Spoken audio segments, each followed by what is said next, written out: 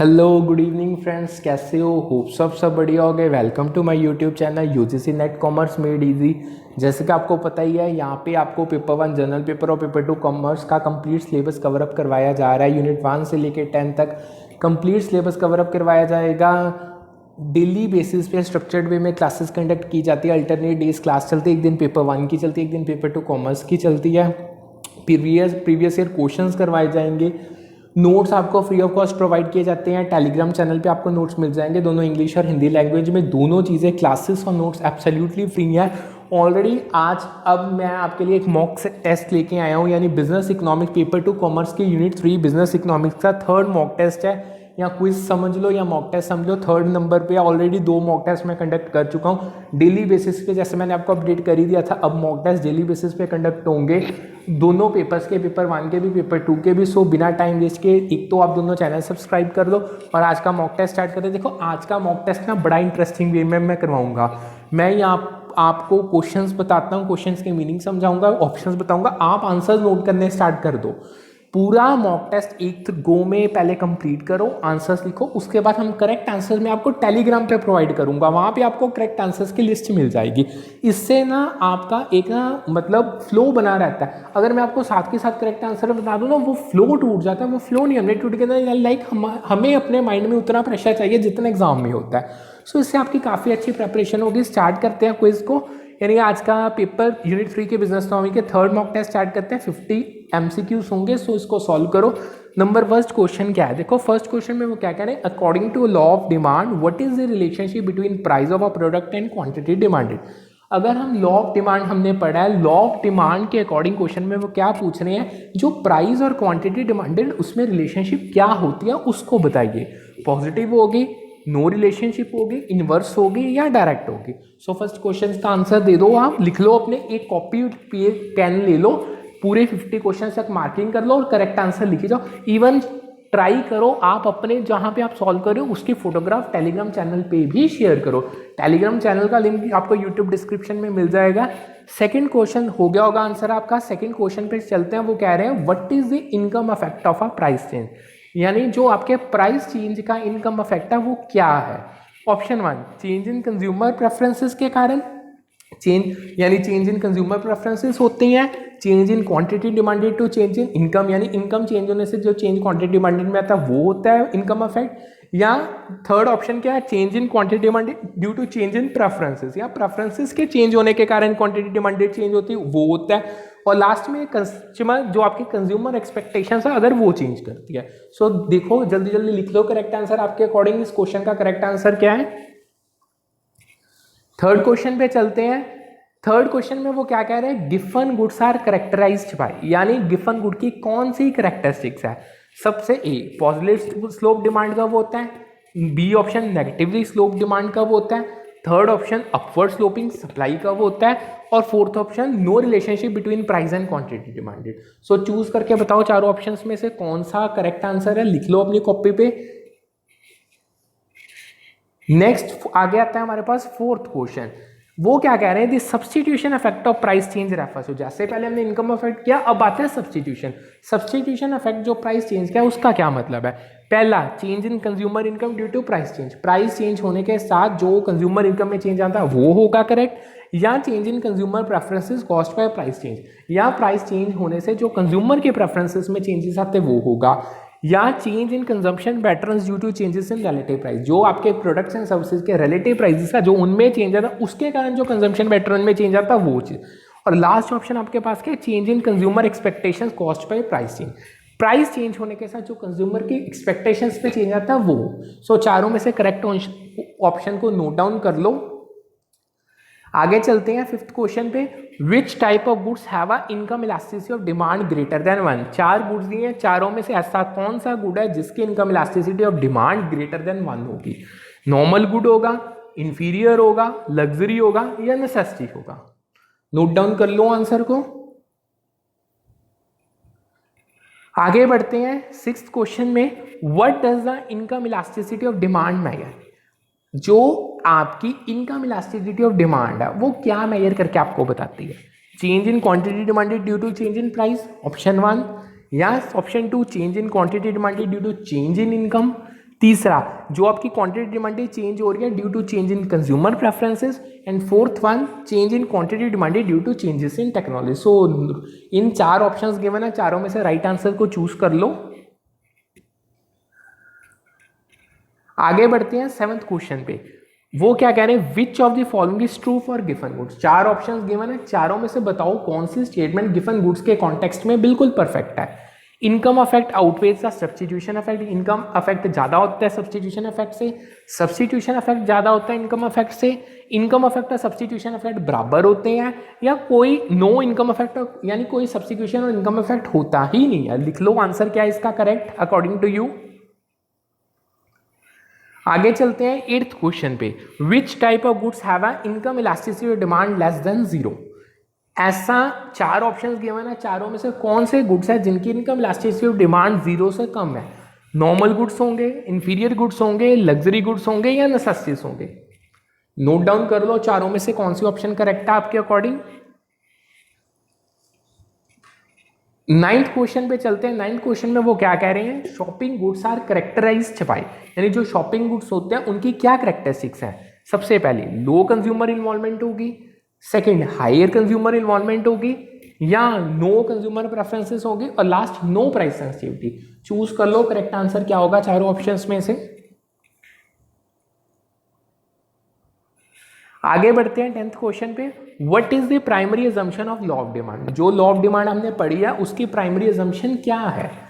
जो पहली, prices of जो रिलेटेड गुड्स है, यानी जो आपके प्रोडक्ट के रिलेटेड गुड्स के उसके प्राइजेस कांस्टेंट रहेंगे। सेकंड, कंज्यूमर की प्रेफरेंसेस कांस्टेंट रहेंगी। थर्ड, इनकम ऑफ जो कंज्यूमर की इनकम है वो कांस्टेंट रहेगी, या all of this, all above the all factor remain constant. चारों में से चूज कर लो कौन सा करेक्ट आंसर है। आगे 11th क्वेश्चन पे बढ़ते हैं। वो 11th क्वेश्चन में वो क्या पूछ रहे हैं, what type of good shows N inverse relationship between price and quantity demand. ऐसे कौन से चारों में से कौन से टाइप के गुड्स हैं जो इनवर्स रिलेशनशिप प्राइस और क्वांटिटी डिमांडेड में शो करते हैं। गिफन गुड्स करेंगे, नॉर्मल गुड्स करेंगे, इंफीरियर गुड्स करेंगे, या लग्जरी गुड्स करेंगे। जल्दी जल्दी आंसर लिख लो अपनी कॉपी पे, आपके अकॉर्डिंग इसका क्या करेक्ट आंसर है। आगे 12th क्वेश्चन पे मूव ऑन कर रहे हैं। वो क्या कह रहे हैं, a luxury good has an income elasticity demand. जो लग्जरी गुड्स होते हैं जो उनकी इनकम इलास्टिसिटी डिमांड है वो क्या है, वो ग्रेटर देन 0 होगी, इक्वल टू 0 होगी, लेस देन 0 होगी, या ग्रेटर देन 1 होगी। नोट कर लो करेक्ट आंसर को।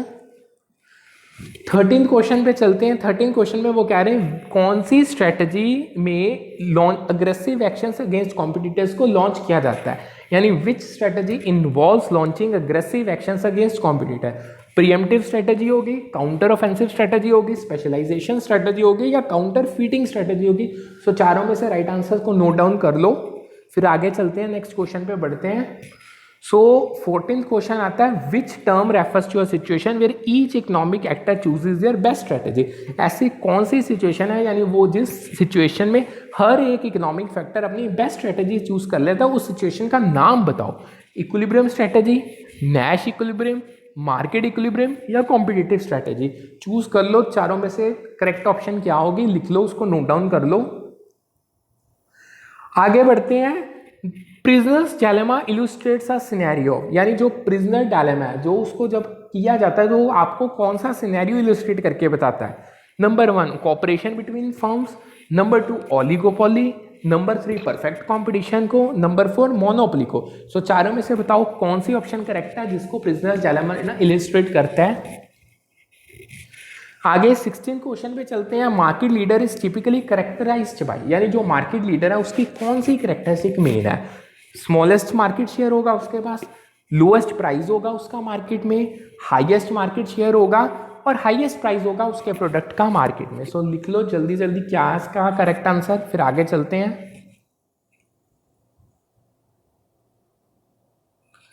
17 क्वेश्चन करते हैं, उसमें वो पूछ रहे हैं what strategy involves focusing on a specific निच और सेगमेंट ऑफ द मार्केट। ऐसी कौन सी स्ट्रेटजी है जिसमें आप या तो स्पेसिफिक निच या एक स्पेसिफिक सेगमेंट मार्केट उस पर फोकस करते हो। काउंटर ऑफेंसिव स्ट्रेटजी होगी, प्रीएम्प्टिव स्ट्रेटजी होगी, स्पेशलाइजेशन स्ट्रेटजी होगी, या काउंटर फिटिंग स्ट्रेटजी होगी। लिख लो इसका करेक्ट आंसर क्या होगा आपके अकॉर्डिंग। नेक्स्ट हमारे पास 18th क्वेश्चन आता है, वो कहते हैं in game theory a situation where no player has an incentive to unilaterally change strategy is known as. Game theory में ऐसी कौन सी सिचुएशन है जिसमें किसी भी प्लेयर के पास ऑप्शन या इंसेंटिव नहीं होता कि वो अकेला अपनी स्ट्रेटजी को चेंज कर लेगा। नैश इक्विलिब्रियम होगा, मार्केट इक्विलिब्रियम होगा, परफेक्ट कंपटीशन होगा या ओलिगोपोली। चारों में से करेक्ट आंसर चूज कर लो क्या होगा। फिर आगे बढ़ते हैं 19th क्वेश्चन पे। 19 क्वेश्चन में वो क्या कह रहे हैं, which of the following goods is an example of normal goods. चार गुड्स प्रोवाइडेड है, इनमें से कौन से चारों में से चार एग्जांपल्स है, कौन सी एग्जांपल नॉर्मल गुड को सूट करती है, यानी नॉर्मल गुड की एग्जांपल है। Public transportation services, Ramon noodles, generic medication या यूज्ड क्लोथिंग। लिख लो चारों में से करेक्ट आंसर क्या है 19th क्वेश्चन का।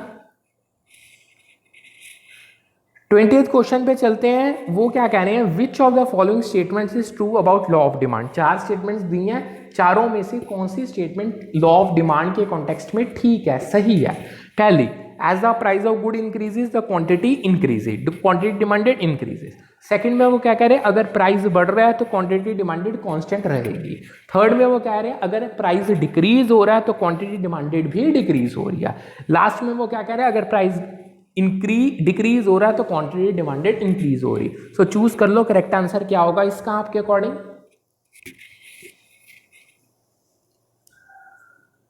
नेक्स्ट क्वेश्चन पे चलते हैं 21 पे। वो क्या कह रहे हैं, if the demand for a good is inelastic a decrease in price will result in.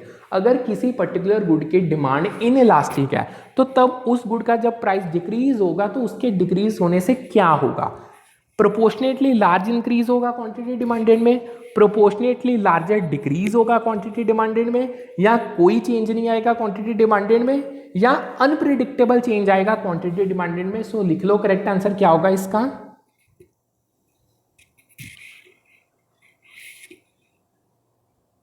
Next question पे आ जाओ, वो क्या कह रहे हैं, which of the following is an example of inferior goods.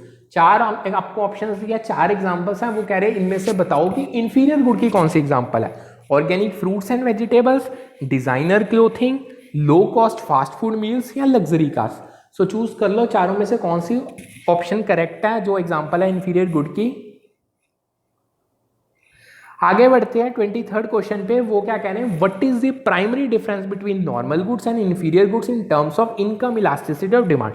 जो आपके दो टाइप के गुड्स हैं, एक तरफ नॉर्मल गुड्स, एक तरफ इन्फीरियर गुड्स, उनमें जो प्राइमरी डिफरेंस है, अब जो डिफरेंस के बेसिस है वो होने चाहिए इनकम इलास्टिसिटी डिमांड। सो क्या होगी करेक्ट ऑप्शन, जो नॉर्मल गुड्स की है इनकम इलास्टिसिटी वो पॉजिटिव होती है, जो इन्फीरियर गुड्स की इनकम इलास्टिसिटी है वो नेगेटिव होती है। ये ऑप्शन 1 है। ऑप्शन 2 क्या कह रही है, नॉर्मल गुड्स की इनकम इलास्टिसिटी नेगेटिव होगी और इन्फीरियर गुड्स की इनकम इलास्टिसिटी पॉजिटिव होगी। थर्ड ऑप्शन क्या कह रही है, जो नॉर्मल गुड्स है उनकी इनकम इलास्टिसिटी 0 होगी और इन्फीरियर की पॉजिटिव होगी। लास्ट ऑप्शन में जो नॉर्मल गुड्स है उनकी इलास्टिसिटी यानी इनकम इलास्टिसिटी पॉजिटिव होगी और इन्फीरियर गुड्स की 0 होगी। सो चूज कर लो इनमें से करेक्ट ऑप्शन क्या है आपके अकॉर्डिंग। ऑलरेडी हम ये सब कुछ पढ़ चुके हैं, बड़ी डिटेल में सेशन किए हैं कंडक्ट हमने ऑलरेडी। आगे बढ़ते हैं 24th क्वेश्चन पे। वो क्या कह रहे हैं, which of the following best describes given good. चार करेक्टर्स, चार चीजें दी हैं, चारों में से कौन सी चीज गिवन गुड्स को डिस्क्राइब करती है। नंबर 1 नॉर्मल गुड जिसकी इनकम इलास्टिसिटी पॉजिटिव है, इन्फीरियर गुड जिसकी इनकम इलास्टिसिटी पॉजिटिव है, थर्ड पे नॉर्मल गुड जिसकी इनकम इलास्टिसिटी नेगेटिव है, और इन्फीरियर गुड जिसकी इनकम इलास्टिसिटी नेगेटिव है। सो चूज कर लो इसका करेक्ट आंसर क्या होगा, नोट डाउन कर लो उसको।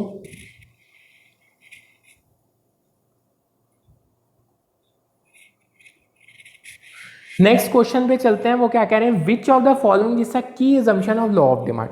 जो लॉ ऑफ डिमांड हमने पढ़ी है उसकी की अजम्पशन क्या है, यानी कौन सी मेन अजम्पशन पे वो बेस्ड है।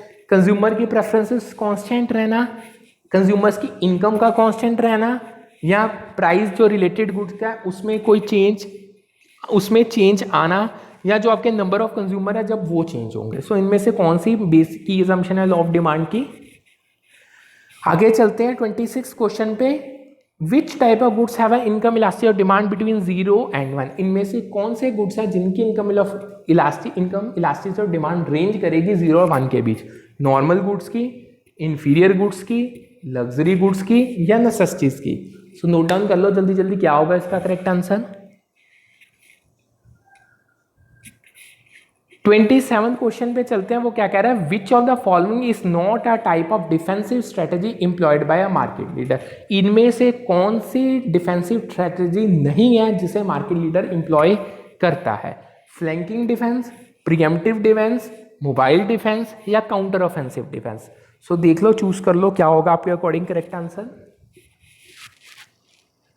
आगे बढ़ते हैं 28th क्वेश्चन में। वो क्या कह रहे हैं, concept of Nash equilibrium is based on. जो आपका नैश इक्विलिब्रियम गेम थ्योरी में आता है, जो उसका कॉन्सेप्ट है वो किसके बेस्ड, किस चीज के ऊपर बेस्ड है? Cooperation between players in the game, players choosing strategies based on the strategies of others, यानी जो प्लेयर्स स्ट्रेटेजीज चूज करें हैं दूसरे की स्ट्रेटेजीज बेसिक पे वो चीज, या players always try to maximize their own payoffs, यानी हर प्लेयर अपना पे ऑफ को मैक्सिमाइज करना चाहता है, और random decision making by players. देखो, नोट डाउन कर लो करेक्ट आंसर को। 29th क्वेश्चन में क्या है, a market followers strategy to capture a significant portion of market involves, यानी जो मार्केट फॉलोअर्स हैं, जो उनकी स्ट्रेटेजी है जिससे वो सिग्निफिकेंट पोर्शन मार्केट का कैप्चर कर लेते हैं, वो कौन सी है? Counterfeiting, specialization, counter offensive या प्रीएम्प्टिव स्ट्रेटेजी। चूज कर लो क्या होगा इसका करेक्ट आंसर। 4 ऑप्शंस आपके पास अवेलेबल हैं। 30th क्वेश्चन में क्या पूछा है, what does the substitution effect of price change refers to. जो आपका सब्स्टिट्यूशन इफेक्ट है प्राइस चेंज का, उसका क्या मतलब है? Change in consumer income due to change price, यानी अगर प्राइस चेंज हो रहा है तो उस चेंज से कंज्यूमर की इनकम में चेंज आ रहा है। प्राइस चेंज के कारण जो कंज्यूमर के प्रेफरेंसेस में चेंज आ रहा है।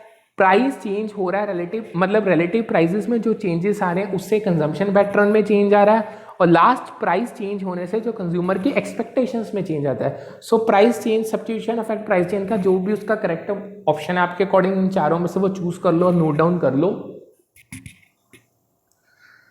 31st क्वेश्चन में वो कह रहे हैं, market leader often employs which defensive strategy to protect weak और वल्नरेबल एरियाज, यानी जब भी मार्केट लीडर अपनी कोई भी डिफेंसिव स्ट्रेटेजी इंप्लॉय करता है जिससे वो अपने वीक और वल्नरेबल एरियाज को प्रोटेक्ट करना चाह रहा है, उस स्ट्रेटेजी का नाम क्या है?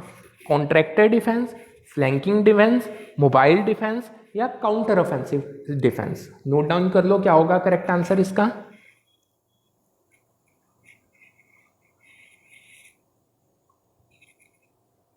32 क्वेश्चन में वो कह रहे हैं, which term refers to a situation in game theory where each player chooses the best strategy given the strategy chosen by other. Game theory में कौन सी ऐसी सिचुएशन है जिसमें जो आपका मेन प्लेयर है वो स्ट्रेटेजी, अपनी बेस्ट स्ट्रेटेजी चूज करेगा दूसरे कॉम्पिटिटर्स की स्ट्रेटेजीज को मद्देनजर रखते हुए? इक्विलिब्रियम स्ट्रेटेजी होगी, नैश इक्विलिब्रियम होगा, मार्केट इक्विलिब्रियम होगा या कॉम्पिटिटिव स्ट्रेटेजी होगी? सो करेक्ट आंसर नोट कर लो क्या होगा। 33rd क्वेश्चन, ट्रू और फॉल्स का बताना, क्या ट्रू है या फॉल्स है। A market leader aims to capture the largest market share and often sets the standards for the industry, यानी जो मार्केट लीडर है उसका मेन एम यही होता है कि उसने ज़्यादा से ज़्यादा मार्केट शेयर को कैप्चर करना है और इंडस्ट्री के स्टैंडर्ड्स को खुद सेट करेगा। सो बताओ ये ट्रू है या फॉल्स है आपके अकॉर्डिंग। 34th क्वेश्चन में वो क्या कह रहे हैं, what does income elasticity of demand measure, यानी जो आपकी इनकम इलास्टिसिटी डिमांड है वो मेजर क्या करती है? जो क्वांटिटी डिमांडेड में चेंज आ रहा है चेंज इन प्राइस के कारण, क्वांटिटी डिमांडेड में चेंज आ रहा है चेंज इन इनकम के कारण, क्वांटिटी डिमांडेड में चेंज आ रहा है चेंज इन कंज्यूमर प्रेफरेंस के कारण, या क्वांटिटी डिमांडेड में चेंज आ रहा है चेंज इन टेक्नोलॉजी के कारण। लिख लो करेक्ट आंसर क्या है आपके अकॉर्डिंग। आगे चलते हैं फिर। सो 35th क्वेश्चन में वो क्या कह रहे हैं, which of the following goods an example of luxury goods, यानी 4 गुड्स गिवन है, 4 ऑप्शंस है, इनमें से लग्जरी गुड की क्या एग्जांपल है? Basic clothing, generic medication, fine dining experiences और जेनरिक हाउस होल्ड आइटम। सो लिख लो कौन सी एग्जांपल लग्जरी गुड्स को डिसाइड कर रही है, डिपिक्ट कर रही है। 36th क्वेश्चन पे चलते हैं, वो कह रहे हैं, which strategy involves taking proactive measures to secure a competitive advantage before potential competitor enter the market. ऐसी कौन सी स्ट्रेटजी है जिसमें हम पहले ही एडवांस में प्रोएक्टिव मेजर्स ले लेते हैं ताकि हम अपनी कॉम्पिटिटिव एडवांटेज को सिक्योर कर पाए मार्केट में कॉम्पिटिटर्स के आने से पहले ही? वो फ्लैंकिंग डिफेंस होगा, काउंटर ऑफेंसिव डिफेंस होगा, प्रीएम्प्टिव स्ट्रेटजी होगी या काउंटर फिटिंग स्ट्रेटजी होगी? सो नोट कर लो। 37th क्वेश्चन आ रहा है, वो कह रहे हैं in game theory Nash equilibrium is a situation where each player, यानी गेम थ्योरी में जो नैश इक्विलिब्रियम है वो ऐसी सिचुएशन है जिसमें हर एक प्लेयर ऐसी स्ट्रेटेजी चूज करता है जो उसका पे ऑफ को मैक्सिमाइज करेगी, मतलब दूसरे प्लेयर्स के chooses a strategy that maximize their own payoff regardless of, यानी वो अपना पे ऑफ मैक्सिमाइज करेगा, दूसरों का कोई लेना देना नहीं है। तीसरे में वो ऐसी स्ट्रेटेजी चूज करेगा जो उसके अपने पी ऑफ को मिनिमाइज करेगा, दूसरों का उसको कोई लेना देना नहीं है। और लास्ट में ऐसी स्ट्रेटेजी चूज करता है जो एक रैंडम आउटकम ला के देगी।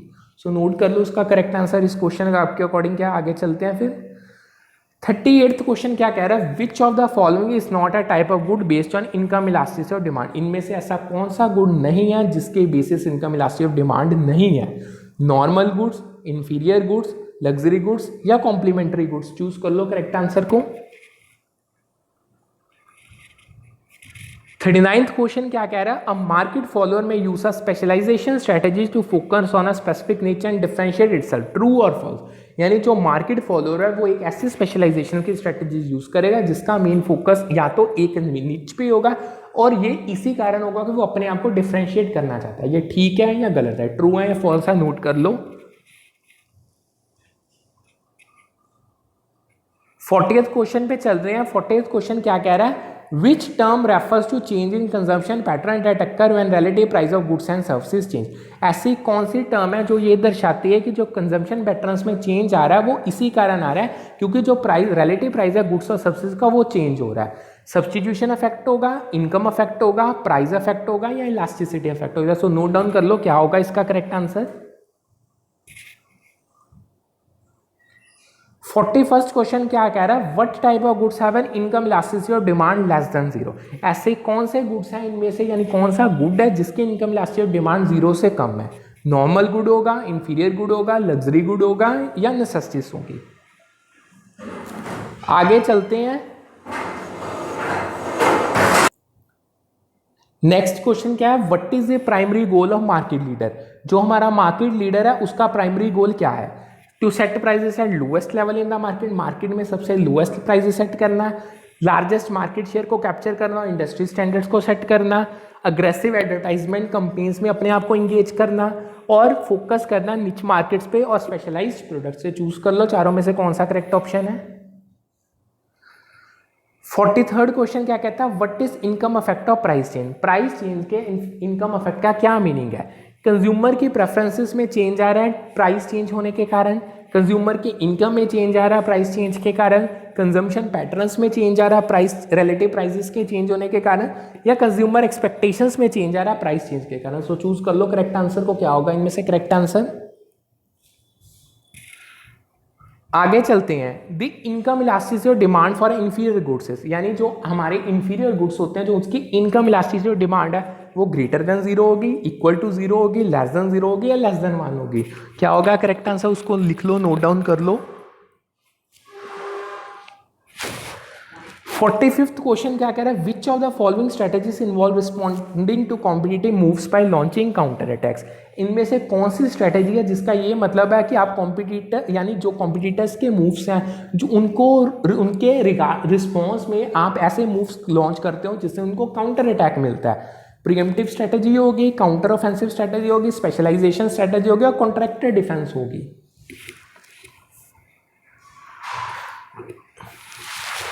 नेक्स्ट आता है जो प्रिजनर डायलेमा, वो कौन सा सिनेरियो इलुस्ट्रेट करता है। 4 ऑप्शन है, आप बताओ कौन सा। फर्म्स कोऑपरेट करेंगी म्यूचुअल बेनिफिट के लिए, फर्म्स कंपटीशन को अवॉइड करेंगे अपने प्रॉफिट्स को मैक्सिमाइज करने के लिए, फर्म्स इंडिपेंडेंटली डिसीजंस लेंगी और फर्म्स अपने आप को स्ट्रेटेजिक इंटरेक्शंस में इंगेज करेंगी। ठीक है, चूज कर लो।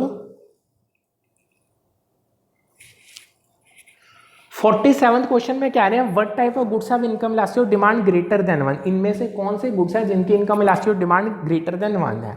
Normal goods, inferior goods, luxury goods या नेसेसिटीज। सो चूज करके बताओ करेक्ट आंसर क्या है। 48th क्वेश्चन में वो क्या कह रहे हैं, which term refers to situation where each economic actor chooses their best strategy taking into account strategies chosen by all others. यानी ऐसी कौन सी गेम थ्योरी में सिचुएशन है जिसमें हर इकोनॉमिक फैक्टर ऐसी स्ट्रेटेजी चूज करेगा जो उसकी बेस्ट स्ट्रेटेजी होगी दूसरी स्ट्रेटेजीज को देख के मद्देनजर रख के। Equilibrium strategy, Nash equilibrium, market equilibrium, competitive strategy. लिख लो क्या होगा correct answer.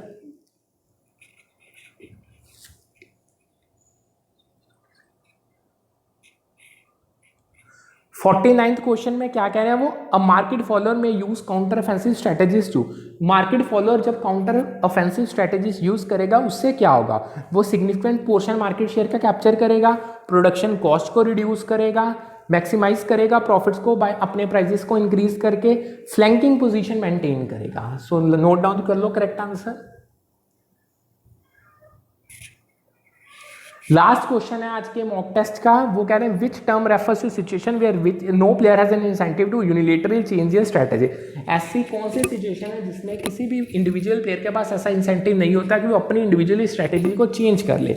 Nash equilibrium, market equilibrium, perfect competition और ऑलिगोपोली। सो नोट डाउन कर लो। सो ये था आज के हमारे सेशन का, आज के थर्ड मॉक टेस्ट का, यूनिट 3 बिजनेस इकोनॉमिक्स का थर्ड मॉक टेस्ट कंडक्ट हुआ है। अभी और अब डेली बेसिस पे मॉक टेस्ट कंडक्ट होंगे। सो होप सो आपने सारे 50 के 50 क्वेश्चंस के आंसर नोट डाउन कर लिए होंगे। अब जो इसकी करेक्ट आंसर आपने नोट डाउन कर लिया, जो अब इसकी करेक्ट आंसर्स की लिस्ट है वो अभी मैं साथ के साथ टेलीग्राम पे अपलोड कर रहा हूँ। डिस्क्रिप्शन में आपको टेलीग्राम चैनल मिल जाएगा, वहां से आप चेक करो और देखो आपके 50 में से कितने करेक्ट क्वेश्चन है। अब जो ये मॉक टेस्ट का इसमें मैंने ट्राई किया है कि एक ही क्वेश्चन को जो अगर अलग अलग फॉर्म्स में पूछा जाता है तो वो किस तरीके से पूछा जाएगा।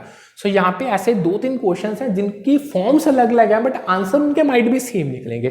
सो आपको चेक कर लो। जैसा कि आपको पता ही अल्टरनेट डेज क्लासेस चलती हैं, आपको आपके पेपर 1 का पेपर 2 कॉमर्स का कंप्लीट सिलेबस कवर अप करवाया जाएगा। दोनों यूट्यूब चैनल को भी और टेलीग्राम को भी सब्सक्राइब कर लो, ज्वाइन कर लो। टेलीग्राम पे आपको पीडीएफ्स मिलेंगी इंग्लिश और हिंदी लैंग्वेज में, यूट्यूब पे आपको क्लासेस मिलेंगी free of cost daily basis पे स्ट्रक्चर्ड वे में। क्विजेस के अब क्वेश्चंस में इसी तरीके से आपको यूट्यूब पे डालूंगा, इससे एक प्रेशर बना रहता है कि हम पेपर सॉल्व करें, एक फीलिंग आती है। इसका करेक्ट आंसर यानी करेक्ट आंसर्स के लिए राइट नाउ आपको टेलीग्राम पे मिल जाएंगे, वहां से आप चेक करो कि आपके कितने करेक्ट आंसर है। सो कल आज का सेशन करते हैं वाइंड अप, आज का मॉक टेस्ट कंप्लीट करते हैं, कल फिर एक मॉक टेस्ट को कंडक्ट करेंगे डेली बेसिस पे। अब 2 वीडियोस आएंगी। ट्राई करूंगा कि मैं दोनों आएंगे, अगर बाई चांस अगर किसी दिन नहीं आएंगे तो नेक्स्ट डे आ जाएंगे। आपके प्रैक्टिस अब साथ के साथ स्टार्ट करवा देते हैं। सो मिलते हैं कल with the new mock test. Thank you.